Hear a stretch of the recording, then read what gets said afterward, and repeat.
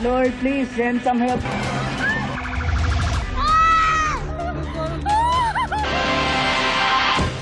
Magandang gabi po, Luzon, Visayas at Mindanao. Umakyat pa sa 72 ang nasawi sa magnitude 6.9 na lindol sa Cebu. Oras ang hinahabol ng mga rescuer sa paghuhukay sa mga natabunan ng guho. Tuloy rin ang pagtitiis ng mga nakaligtas. Bukod sa 2,000 aftershocks, iniinda rin nila ang mga pag-ulan. Ang ilan sa kanila, ibinalot na sa plastic ang sarili para hindi po mabasa o kaya naman ay natutulog na lamang sa kulungan ng mga baboy. Nakatutok si Ivan Mayrina. Mula sa Himpapawid, kita ang tindi ng pinsalang idinulot ng 6.9 magnitude quake sa lungsod ng Bugo na malapit sa epicentro ng lindol. Sa videong ito, kita ang rescue team na abala sa pagkuha sa katawan ng isang biktima. Pahirapan ang rescue and retrieval operations na kinailangan ng gamitan ng mga jackhammer at iba pang heavy equipment.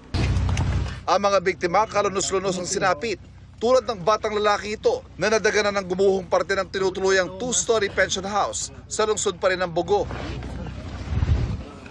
Kasama niyang nasawi ang kanyang ina na sunod na na-recover ng mga rescuer. Hinahabol ng rescue teams ang oras sa pag-asang may mahanap ang buhay sa ilalim ng guho. Nagmamadali talaga tayo. Buhay yung ano natin, ma'am. Kami, ma'am, as mga responders, as rescuers, ma'am, hindi kami ma'am, umaasa kami talaga na buhay namin silang mailalabas. Sa ngayon, mahigit 70 na ang bilang ng nasawi sa iba't ibang bahagi ng Cebu. Abot-abot ang hinagpis ng mga kaanak ng mga namatay.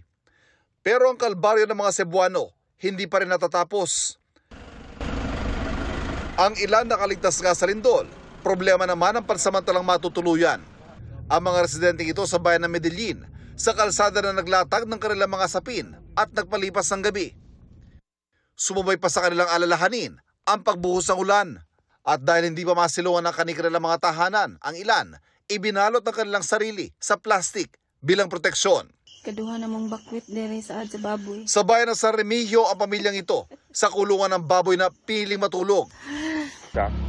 Ang ilan namang mga taga-Bugo sa plaza pansamantalang nanunuluyan, bit-bit ang kanilang mga pangamba sa mga posible pang pagyanig. Hadlok, sir. Grabe kusog.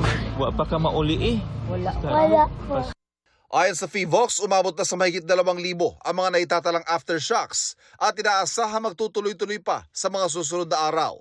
Ang isang nga kagabi, umabot pa sa magnitude 5 ang lakas. Kinakabahan po kami ngayon kasi palagi pong may aftershock.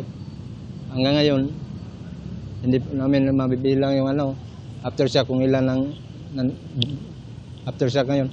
Kasi marami na kasi sir eh. Kagabi pa eh. Hindi pa ako nakapahinga. Ang takot ng mga residente hindi pa tuluyang inaalis, lalo't para sa ilan, milagro ng maligtas sa naranasang sakuna. Yung anak ko, naiwas sa balay. Salamat ako sa Ginoo kasi walang nangyari sa kanila. Pagdating ko namin doon, marami ng tao sa kalsada. Aba namin, hindi namin alam mo, katapusan ba namin ngayon? Hanggang ngayon parang nanginginig pa yung kalamnan ko dahil sa takot. At maiiyak ako dahil sa takot. Sa gitna ng takot at pangamba, mga Cebuano patuloy na kinakapitan ang kanilang malalim na pananampalataya at pag-asa. Salamat lang sa Ginoo ka naluwas sa taon. Salamat kay Lord. Ang hirap pala. Pero okay lang, nandyan naman siya. Para sa GMA Integrated News, Ivan Mayrina, nakatutok, 24 oras.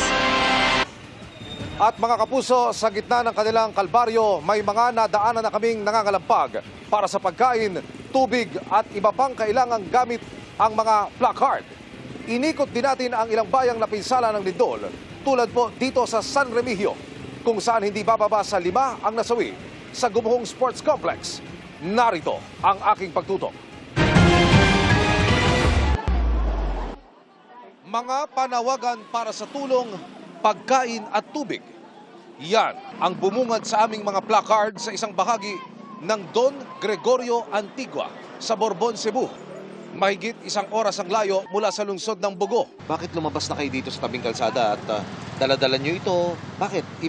Manghingi na kami ng pagkain, tubig, at saka bigas. Ang sitwasyon ninyo ngayon, sabihin nyo sa ating mga kababayan. Hirap na kami Bakit to? sa sitwasyon kasi sa earthquake. Pagkain, tubig? Pagkain, tubig. Yung bahay nyo, nauuwihan nyo pa? Nasa labas na kami, natutulog. Kami karon naglisod jud may tungod sa earthquake nga nagdadangat sa mua.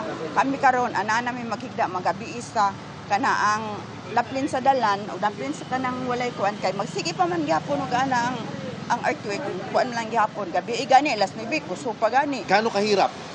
Hirap na gyud sir. Ang bahay ng magkapatid na senior citizen na Gavino at Leonora napadapa ng pagyanig. Mga ikita ko po sa inyo anong klaseng sitwasyon ang kinasasadlakan ngayon ng ating mga kababayan. Ito po sa bayan naman ng Borbon. Nadaganan po ang magkapatid na senior citizen. Pagkatapos pong yanigin ng lindol noong gabi na iyon, nakaligtas po sa kabutihang palad sa awa ng mahal na Diyos Ama yung kanilang bahay. Hindi na ho itsurang bahay at mistulang sinalansan ng mga kahoy na lamang at nagdomino ho dahil po sa lakas ng lindol.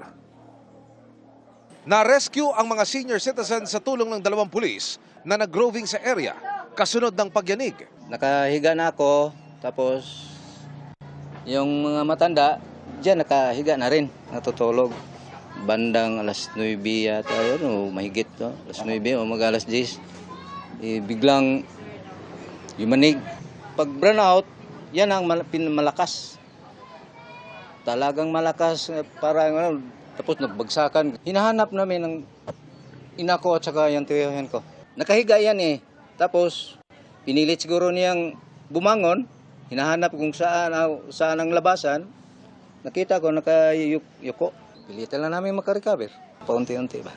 Ang senior citizen survivor na si Lolo Gavino, natagpuan namin malapit sa pagguho. Pilit niya hong kinukumpune yung mga piraso ng kawayan na tali, tapos may sako siya. Dito ho pala yung kanyang higaan, nagkasira-sira. So, susubukan niya lahat para makabuo uli ng mapapakinabangan mula ho doon sa mga gamit na sinira ho ng lindol. Sa barangay Cogon sa Bugo, inabutan namin ang isang truck na napatagilid ng lindol at halos napadausdos na sa bangin. May dalang patukan ng manok ang truck na biyaheng Hagnaya Port. Akala ko yung parang hangin lang ba, gumagalaw yung mga kahoy. Tapos, parang ang truck, sumasayaw na yung truck. Huminto na ako, hindi na kaya, hindi na control. Imbis yung truck pababa, papunta na doon. Hanggang sa yung galaw ng truck, parang patagilid na, pabilis. Pumutok na yung mga tagiliran namin. Mula Bugo, tinungo namin ang bayan ng San Remigio na isa rin sa lubhang tinamaan ng lindol.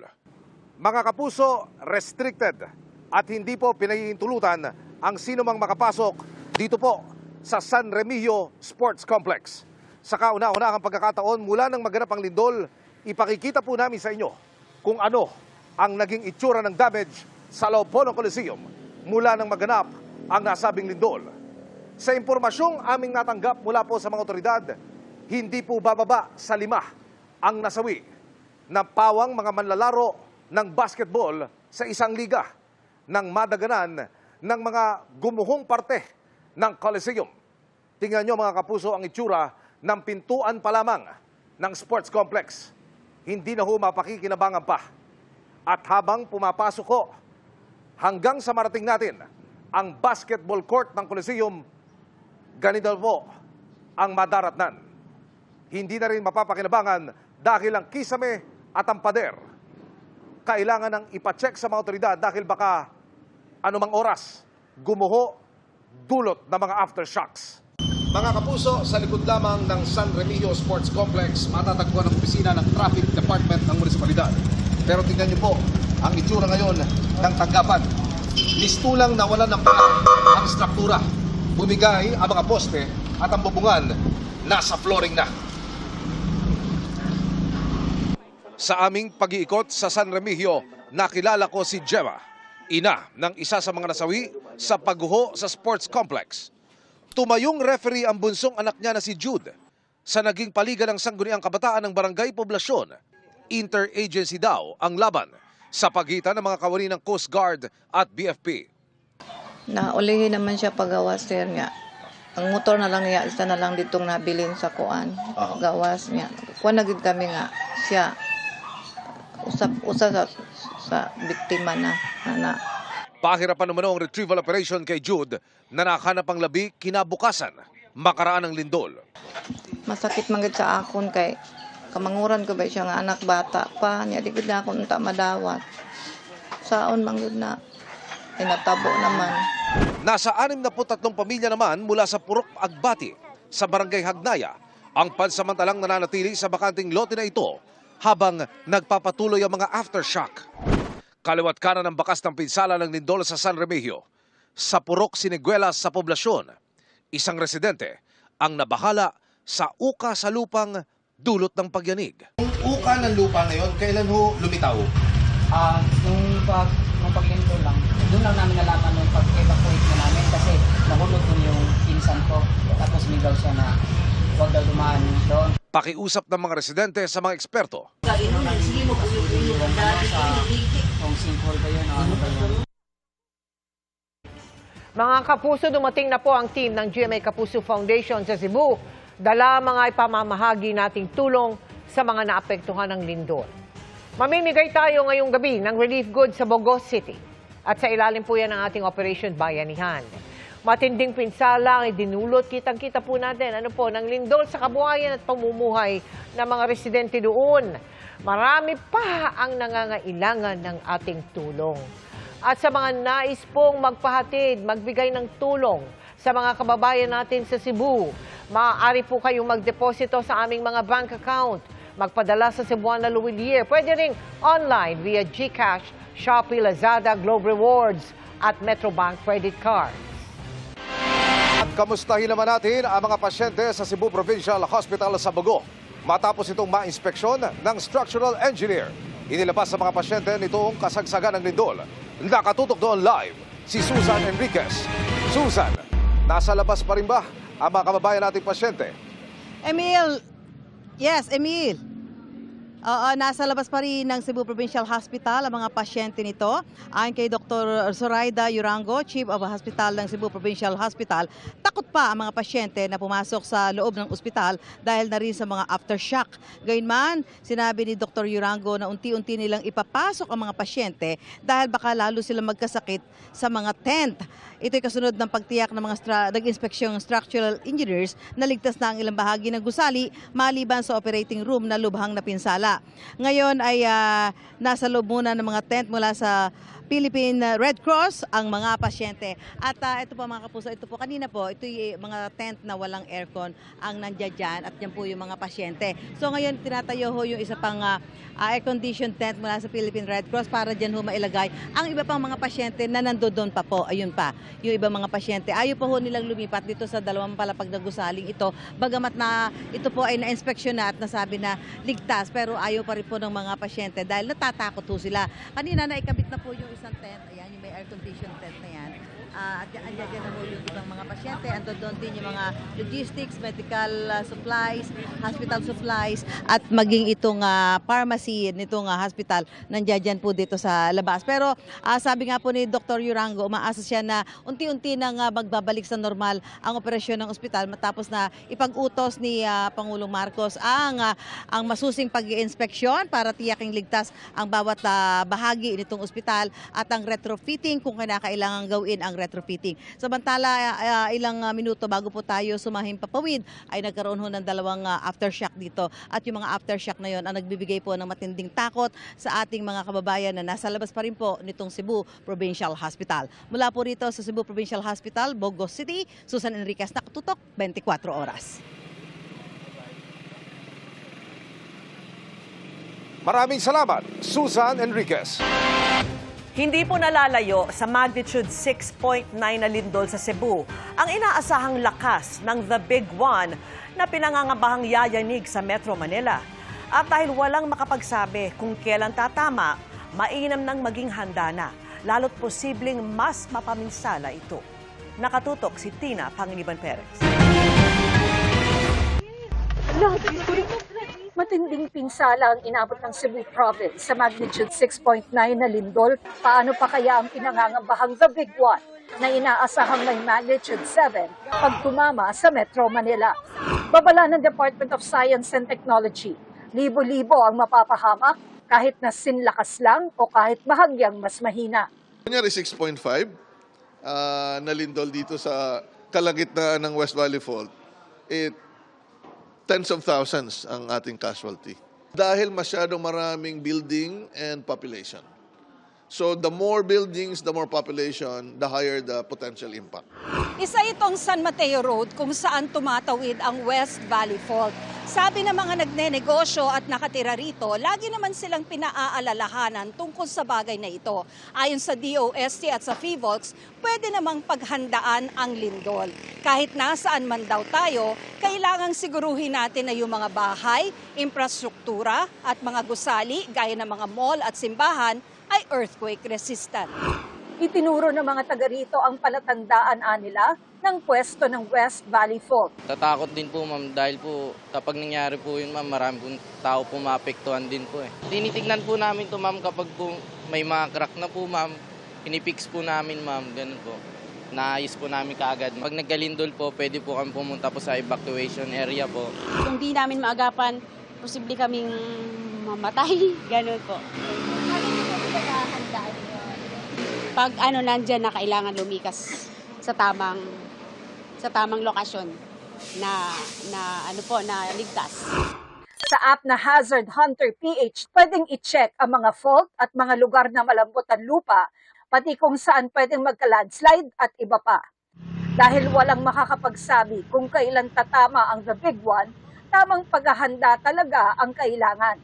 Ang pinakamahalaga po dito, inuulit lang po namin, siguraduhin po natin yung ating mga built environments ay matatag at makaka-withstand po sa intensity po ng ground shaking.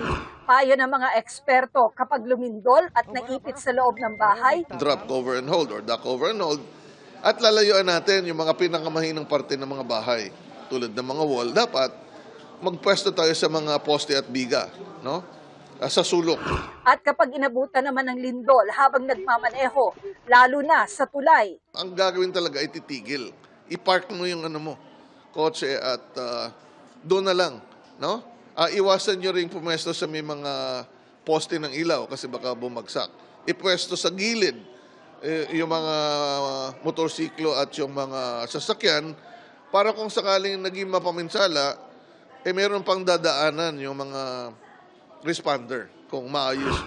Para sa GMA Integrated News, Tina Pangiliban Perez, nakatutok 24 oras.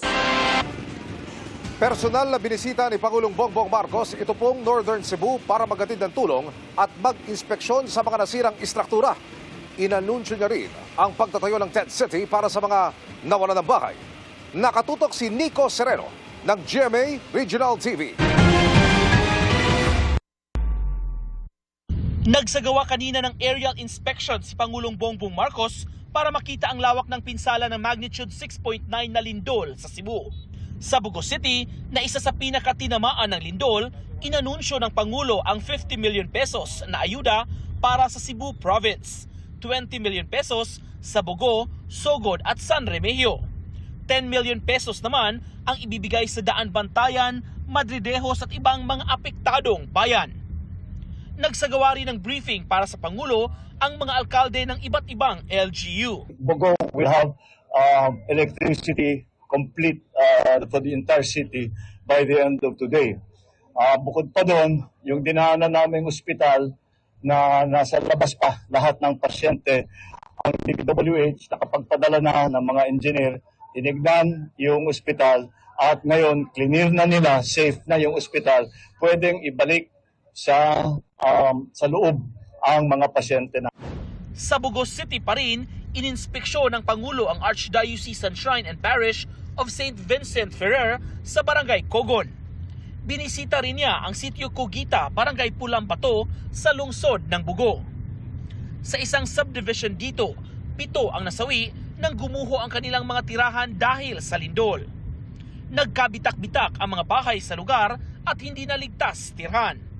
Kaya hiling ng mga residente sa Pangulo, mabigyan sila ng pabahay sa mas ligtas na lugar. Mura sa pagkakaroon, ang mga nakadecide ang mga residente dire nagpuyo nga dili sila mamalik kay murang naagian sila ka trauma kay nangliki naman sa dang ilang kuan mga units.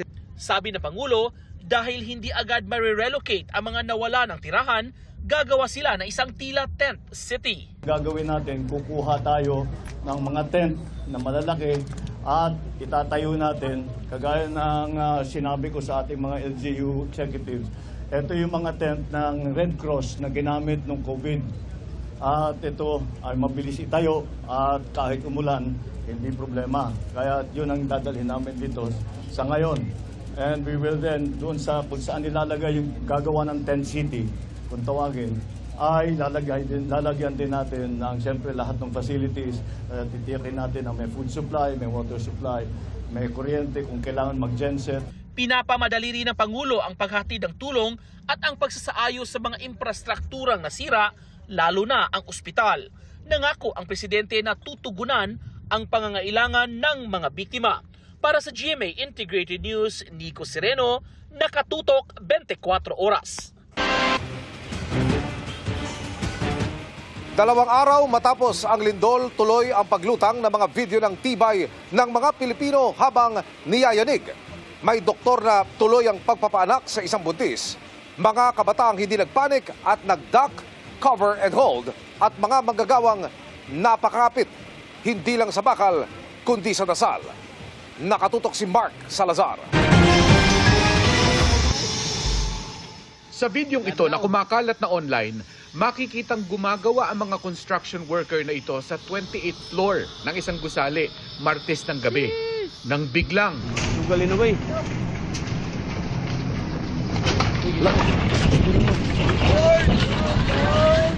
yumanig ang magnitude 6.9 na lindol sa Cebu. Napakapit na lang sila sa mga bakal ng gusali. Napadasal na lang sa lakas ng pagyanig. Nang mga oras na yon, napasigaw naman ang ilang namamasyal sa night market sa Cebu City. Bigla kasing may pumutok at sandaling nawala ang kuryente. Sa gitna ng panik, may ilang napayakap na lang sa isa't isa. Pati mga alagang hayop, bakas din ang takot sa kasagsagan ng lindol. Pero ang mga kabataang ito sa isang computer shop na viral na rin ang video, nakasunod sa earthquake safety procedure na duck, cover at hold. Sa ilalim ng mga mesa sila nagdasal at naghintay sa pagtigil ng pagyanig. Pero isa na yata sa pinaka-nakakaantig, ang kwento ng isang doktorang hindi napigil ang serbisyo kahit ng malakas na pagyanig na kasabay ng malakas na pag-ulan. Hindi siya bumitaw sa pag-alalay sa isang manganganak na na-evacuate sa tabing kalsada. Payong lang ang naging panangga nila sa gitna ng sakuna. Para sa GMA Integrated News, Mark Salazar, nakatutok 24 oras. Personal ding bumisita sa mga nilindol sa Cebu, si Vice President Sara Duterte. Naghatid din ng tulong ang kanyang opisina. Nakatutok live si Ian Cruz. Ian. Emil, tulong ang hiling ng mga residente dito sa Northern Cebu. Hindi lang yan dito sa Bugos City, kundi maging doon sa pinuntahan natin sa bayan ng Medellin na napinsala din ng lindol at sa huling talanga ng probinsya ng Cebu ay nasa 10 na ang patay sa nasabing bayan. Bubungad ang mga bitak-bitak na kalsada papasok sa bayan ng Medellin dito sa Northern Cebu. Sa isang tulay, isang linya lang ang nadaraanan kaya nagbabagal ang trapiko. Mahaba at malalalim kasi ang bitak na nilikha ng malakas na lindol Martes ng gabi. Sa post ni Cebu Governor Pambari 4, 10 ang naitalang patay sa bayan ng Medellin dahil sa lindol. Sa Lamintac Sur, napinsala ang paaralan. May mga nawasak ding bahay, gaya ng tahanan ng mag-amang Rolando Soliano, 67 years old, at Charlotte. Agad daw binawian ng buhay ang senior citizen nang madaganan ng guho.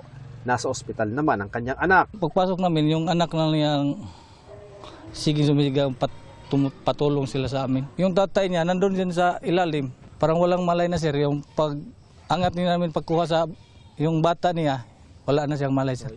Nakaburol na si Mang Rolando. Katabi ang burol ng ate nito na si Anyana Cueva na nadaganan din ng guho sa kalapit na bahay. Sumaklolo pa raw sa kanyang ina si Cherry pero hindi na raw talaga kinaya ng kanyang ina. Ginawa ko talaga ang lahat pero hindi ko talaga maangat yung... May mga nadaanan tayong residente na gabi na ay nag-aabang pa sa daan para makahingi ng tulong. Dito mahirap na ang tubig sa amin. Bigas, pagkain talaga. Yan ang kailangan sir, bigas at saka tubig. Si VP Sara Duterte at ang Office of the Vice President kahapon pa na sa Cebu para sa relief operations sa mga bayang napinsala ng magnitude 6.9 na lindol. Nagbahagi ng food packs, tubig, hygiene kits at iba pang non-food essential ang OVP sa mga apektadong pamilya sa Medellin, San Remigio, Bogo, Tabuelan at Tabogon. Sa kanyang recorded statement sa Medellin kahapon, inihayag ni VP Sara ang panalangin na bigyan ng ginhawa ang mga naulila at maging matatag ang mga pamilya sa gitna ng nasira at nawalang pag-aari. We are fervently praying for your safety in Cebu and other parts of the Visayas affected by the earthquake and aftershocks. We ask God to grant comfort to those who have lost loved ones and to provide relief and strength for those holding their families together amid property loss and damage. May you find strength in one another and may the legendary Visayan War. Emil, mula doon sa Mactan, sa Lapu-Lapu City, patung sa bayan ng Medellin ay mahigit 4 na oras yung naging biyahe natin dahil maraming bumabiyahe patungo dito sa Northern Cebu, naghahatid ng mga relief goods. Yung iba naman ay nagdadala ng mga heavy equipment para sa pagkukumpuni ng iba't ibang mga infrastruktura. At Emil, dito sa aking kinaroroonan, mapapansin natin, maraming mga residente ang narito sa isang open court. Dito yan sa Bogo, sa Kayan ito, no? At sila ay nananatili dito dahil tulad kanina lamang Emil ay nakaramdam muli sila ng aftershocks, kaya naman ayaw na muna nilang pumunta doon sa kanilang mga tahanan sa takot nga na may mangyaring masama habang nandoon sila sa loob ng kanilang mga tahanan. Patuloy pa rin tayo mag-iikot sa iba't ibang bahagi nitong Northern Cebu. Balik muna sa iyo, Emil. Maraming salamat, Ian Cruz. Lord, please send some help.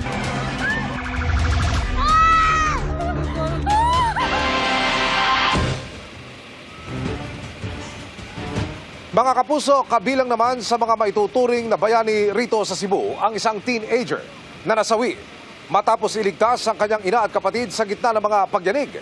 Isa lang po siya sa mga nasawi sa kanilang barangay kung saan gumuho ang malalaking bato mula po sa bundok. Nakatutok live si Fe Marie Dumabok ng GMA Regional TV. Fe.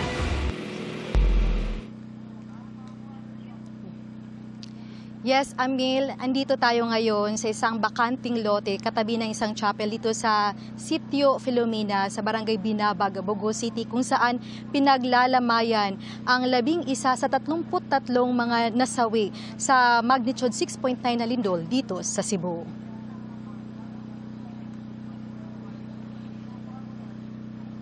Ang mga biktima ay pawang nakatira sa paanan ng bundok sa karatig na sitio. Nadaganan ang kanilang mga bahay ng malalaking bato na gumulong galing bundok. Abot-abot ang dalamhati ng mga kaanak sa trahedyang sinapit ng mga biktima. Kabilang sa nasawi ay ang 17 years old na si Lady. Nakalabas na sana siya sa kanilang bahay pero bumalik upang iligtas ang ina at kapatid na sanggol pa lamang. Hindi rin matanggap ng inang si Giselle Malinaw ang nangyari sa kanyang 2 anak na lalaki. Edad 10 at 5 taon. Tinangka pa raw niyang iligtas ang mga anak pero napuruhan pa rin sila ng mga bato. Binigyan man sila ng tulong ng lokal na pamalaan, lalo na sa mga kabaong nitong mga biktima, pero panawagan pa rin nila na tulungan sila sa pagpapalibing nitong mga biktima. Emil, sa latest na balita, nasa at itinigil na ang search, rescue and retrieval operation ng Civil Defense dahil lahat ay all accounted for. Nasa 73 ang naitalang namatay o nasawi dahil sa lindol dito sa Cebu. Yan muna ang latest mula rito sa Bugo City, Barangay Binabag, Bugo City. Emil? Maraming salamat, Fe Marie Dumabok ng GMA Regional TV.